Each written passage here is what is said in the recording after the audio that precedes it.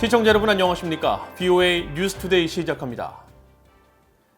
유엔 인권기구와 국제인권단체가 북한 정권의 연좌제 문제에 관해 VOA에 우려를 나타내며 중단을 촉구했습니다. 한국에 망명한 북한 전직 외교관이 최근 언론 인터뷰에서 밝힌 연좌제에 대한 우려는 타당하며 북한 정권의 연좌제 보복 행위를 중단하라는 것입니다. 첫 소식 김영권 기자가 보도합니다. 지난 2019년 한국에 망명한 류현우 전 쿠웨이트 주재 대사 대리는 최근 미국 CNN 방송과의 인터뷰에서 북한에 남은 가족이 연좌제로 피해를 볼까 항상 걱정된다고 말했습니다. 제가 말했습니다. 자유를 찾아서 아버지와 어머니와 함께 가자 하고 말하니 멍멍이 하더니 저희 때문에 저희 가족이 연좌제로 피해를 당할까 봐 부모들이 오래 앉아 계시고 부모 형제들이 다 피해를 한 거죠. 류 전 대사 대리는 평양에 있는 노모와 형제자매, 장인과 장모 등이 자신의 망명으로 처벌받는 걸 상상만 해도 가슴이 아프다면서 21세기에 봉건적인 연좌제 처벌을 행한다는 게 너무 소름 끼친다고 말했습니다. 유엔 인권 최고대표 사무소의 마타 후르타도 대변인은 11일 이 같은 북한 연좌제와 관련한 VOA 질문에 유엔 북한인권조사위원회가 지적한 연좌제 문제의 심각성을 지적하며 우려를 나타냈습니다. 연좌제는 북한 정치체제에 반대하는 모든 사람에게 자신뿐 아니라 가족의 목숨까지 희생할 각오를 해야 하기 때문에 북한 당국의 효과적인 압제 수단으로 악용되고 있다는 겁니다. 또 이런 집단 처벌은 주로 대중과 사회에 대한 경고 차원에서 고위층을 겨냥해 이뤄진다며 가족이 수용소로 보내지지 않는 경우에도 직장이나 학교에서 퇴출당하는 등 가혹한 보복 대상이 되는 경우가 많다고 지적했습니다. 후르타도 대변인은 토마스 호에아 퀸타나 유엔 북한인권 특별보고관도 지난 2019년 유엔 인권이사회 보고에서 북한 당국에 연좌제로 정치범 수용소에 수감된 사람들의 사면을 촉구했다며 연좌제 보복 행위를 중단해야 한다는 유엔 북한인권조사위의 권고를 강조했습니다. 영국에 본부를 둔 국제 앰네스티의 아놀드 팡 동아시아 담당 조사관도 11일 VOA에 북한 내 많은 사람이 형사 범죄가 아닌 연좌제로 강제 노동 수용소에 감금된다면서 가족의 상황을 우려하는 류 씨의 우려는 당연하다고 말했습니다. 또 북한 당국은 국제 기준에 부합하는 사법 절차를 통해 범죄 혐의가 인정되지 않는 한 류 전 대사 대리의 가족 등 누구도 임의로 구금해선 안 된다며 북한 당국의 연좌제 중단을 촉구했습니다. 황장엽 전 북한 노동당 비서와 태영호 전 영국 주재 북한 공사 등 한국에 망명한 전직 북한 관리들은 과거 북한 정권의 연좌제는 야만적이라고 비판했습니다. Kim regime is a firm believer in guilt by association. In North Korea, if anyone steps out of the line, then his or her relatives, friends, and colleagues can be punished. 미국에 거주하는 전직 북한 고위 간부는 11일 VOA에 정치범 수용소에 수감되지 않더라도 당사자의 가족과 친척은 모든 직책과 지역에서 쫓겨나 북한 사회에 제대로 발을 붙일 수 없게 하는 게 연좌제의 잔혹성이라고 밝혔습니다. 그러면서 북한 간부와 주민들은 모두 김씨 정권의 연좌제 사슬에 묶인 노예라며 이런 노예 해방을 위해 국제사회가 적극 노력해 주길 바란다고 호소했습니다. VOA 뉴스 김영권입니다. 북한 당국은 지난 몇 년간 다양한 웹사이트를 개설하는 등 외부 홍보에 주력하는 모습을 보여왔습니다. 그러나 지난해부터 상당수의 웹사이트에 내용이 추가되지 않고 일부는 접속이 불가능한 것으로 나타나 그 배경이 주목되고 있습니다. 함지하 기자가 취재했습니다. 북한의 보건정책과 의료 환경 등을 홍보하는 인민보건 웹사이트입니다. 매월 다양한 소식이 올라오던 것과 달리 지난해 7, 8월 이후 사실상 게시물이 끊긴 상태입니다. 북한의 보험회사인 조선민족보험총회사와 북극성 보험회사 등은 웹사이트를 통해 매년 납입된 보험료와 투자 수입, 그리고 지출액 등을 상세히 게시했지만 2019년을 끝으로 추가 업데이트는 이루어지지 않고 있습니다. 북한 당국이 공식적으로 개설한 인터넷 웹사이트는 외부에서 확인된 것을 기준으로 약 50개입니다. 이 웹사이트들은 북한 정권의 소식을 전하고 체제를 선전하는 조선중앙통신이나 노동신문을 비롯해 관광과 교육, 투자 등을 주제로 한 웹사이트들로 대부분 2018년을 전후해 급격히 늘어나는 양상을 보여왔습니다.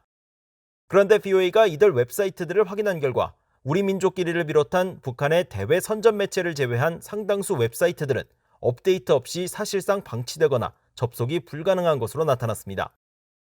특히 업데이트가 이뤄지지 않은 웹사이트들의 경우 상당수는 신종 코로나 바이러스 사태가 심화된 지난해부터 운영이 중단됐거나 업데이트 빈도가 크게 떨어진 것으로 파악됐습니다.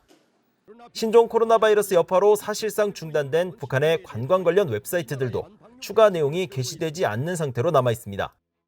하지만 북한의 대남 선전용 웹사이트인 우리민족길이나 통일의 메아리 등은 하루에도 수십 개의 기사와 영상이 올라오는 등 계속 운영되고 있습니다.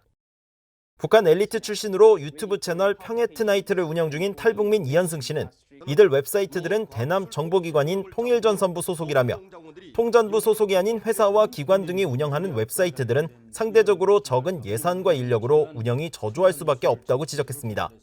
홍정부에서는 이제 예산도 있고 또 활발하게 정부에서 지원도 해줘서 또 그런 인력들이 집중적으로 선전을 합니다. 그렇지만 이제 다른 웹사이트들은 아마 각 성에서 또는 각 회사나 기업 그리고 각 부서들에서 자체적으로 운영하는 그 웹사이트들은 아무래도 예산이나 인력 이런 것이 부족하고 북한 경제 전문가인 윌리엄 브라운 미 조지타운대 교수도 다른 나라와 달리 북한의 웹사이트 운영이 국가 차원에서 이뤄진다는 점을 문제로 지적했습니다. And then they try to show that they're modern, but then what they lack is sort of the exuberance of the private sector that sort of keeps things going. 브라운 교수는 전 세계 인터넷 시장은 일반인 등 민간이 채우고 운영된다면서 이런 열정과 동기가 없는 북한의 웹사이트들은 많은 방문객을 끌어들이기 쉽지 않을 것이라고 지적했습니다. BOE 뉴스 함지아입니다. 러시아가 지난해 말 석 달 동안 북한에 정제유를 전혀 공급하지 않은 것으로 유엔 안보리에 보고했습니다.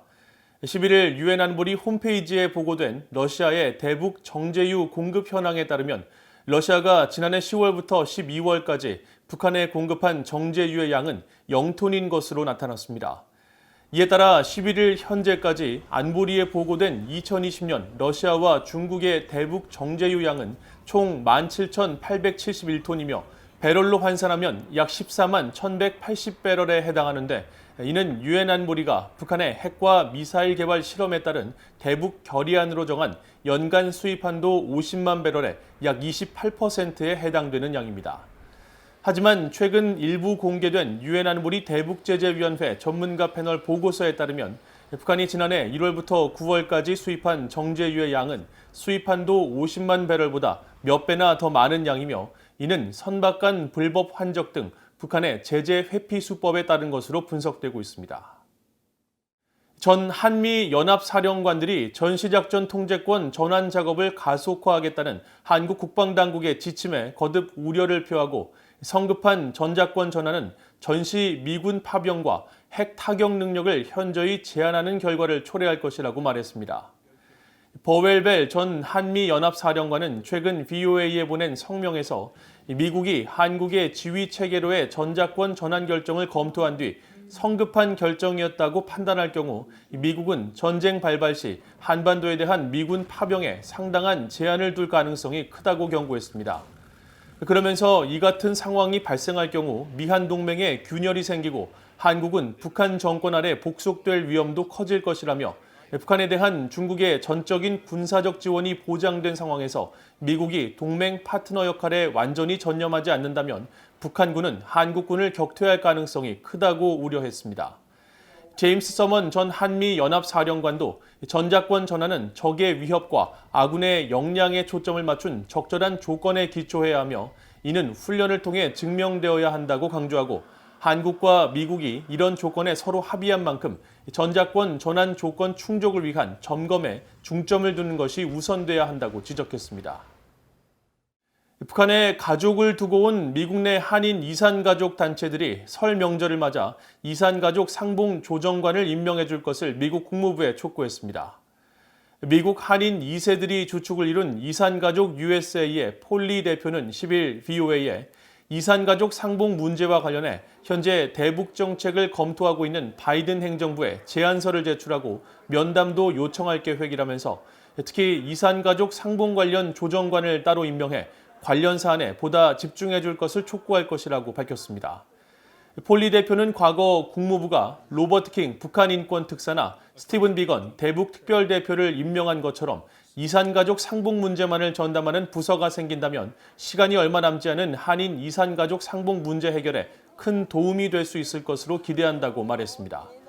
재미 이산가족 상봉추진위원회 이차희 사무총장도 최근 바이든 행정부 출범 이후 미국 하원에서 미국 이산가족 상봉법안이 다시 발의된 사실을 언급하고 법안 발의 의원들 가운데 한인 2세 의원들이 포함돼 있어 많은 한인 이산가족들이 상봉 성사에 희망을 걸고 있다고 밝혔습니다. 이상으로 VOA 뉴스투데이를 마칩니다. 시청해주신 여러분 고맙습니다.